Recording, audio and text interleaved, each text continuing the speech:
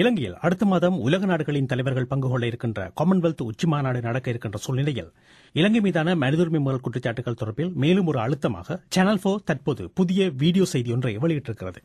இலங்கையின் இறுதிக்கட்ட போரின் போது மோதலில் கொல்லப்பட்டதாக இலங்கை அரசாங்கத்தால் ஏற்கனவே அறிவிக்கப்பட்ட விடுதலை புலிகளின் லெப்டினன்ட் கர்னல் இசைப்பிரியா என்று அழைக்கப்படும் ஷோபா என்ற 27 வயது இளம்பெண் இறுதிக்கட்ட போரின் போது தப்பிச் செல்ல முற்படுகையில் இலங்கை ராணுவத்திடம் உயிருடன் பிடிபடும் காட்சியையே வெளியிட்டிருப்பதாக சேனல் 4 செய்தியாளர் கலம் மேக்ரே கூறியிருக்கிறார். She was better known as Isipriya, a lieutenant colonel in the Tamil Tiger separatist insurgent army.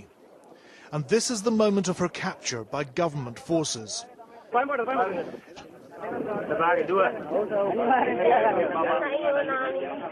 அந்த வீடியோ காட்சியில் மேலாடை இல்லாத நிலையில் சேறு நிரம்பிய குட்டை ஒன்றுக்குள் இருந்து வருகின்ற இளம்பெண்ணின் உடம்பை ராணுவத்தினர் வெள்ளை துணி ஒன்றால் மூடி அழைத்துச் செல்கின்றனர்.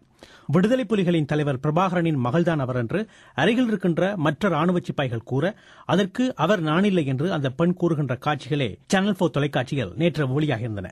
இசைப்பிரியா விடுதலை புலிகளின் தொலைக்காட்சியில் தொகுப்பாளராக பணியாற்றியவர்.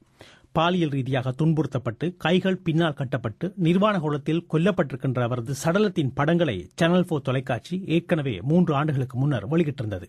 இப்போது வெளியிடப்பட்டிருக்கின்ற வீடியோ காட்சியில் பிடிபடும் போது காயங்கள் எதுவுமின்றி இருக்கின்ற இசைப்பிரியா பின்னர் குழியொன்றுக்குள் மயங்கிய நிலையில் அல்லது பெரும்பாலும் உயிரிழந்துவிட்ட நிலையில் காணப்படுவதாக சேனல் 4 செய்தியாளர் கூறுகின்றார். பாலியல் கொடூரங்களுக்கு உள்ளாகி முகத்தில் மோசமான காயங்களுடன் இசைப்பிரியா இறந்து கிடக்கும் ஏற்கனவே வெளியான வீடியோ காட்சியையும் சேனல் 4 இதனுடன் காட்டியிருக்கிறது. அதில் ஏற்கனவே வெளியான நிராயுதபாணிகள் கண்கள் கட்டப்பட்டு இராணுவத்தால் சுட்டுக் கொல்லப்படுகின்ற காட்சிகளும் இருக்கின்றன.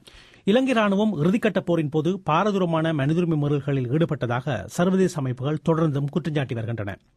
இலங்கை அரசாங்கம் அது குறித்து சுயாதீனமான விசாரணைகளை நடத்தாவிட்டால் சர்வதேச விசாரணை ஒன்று தேவைப்படலாம் என்று ஐநாவின் மனிதுரிமைகள் ஆணையர் நவிப்பிள்ளையும் சுட்டிக்காட்டியிருக்கிறார். இலங்கையில் போர் முடிவுக்கு வந்தபோது ராணுவத்துக்கு தளபதியாக இருந்த சரத் போன்சேகா இப்போது எதிரணி அரசியல் தலைவராக இருக்கிறார். இலங்கை அரசாங்கத்தின் போர் வெற்றி அறிவிப்பில் சரத் போன்சேகா கௌரவிக்கப்பட்டார்.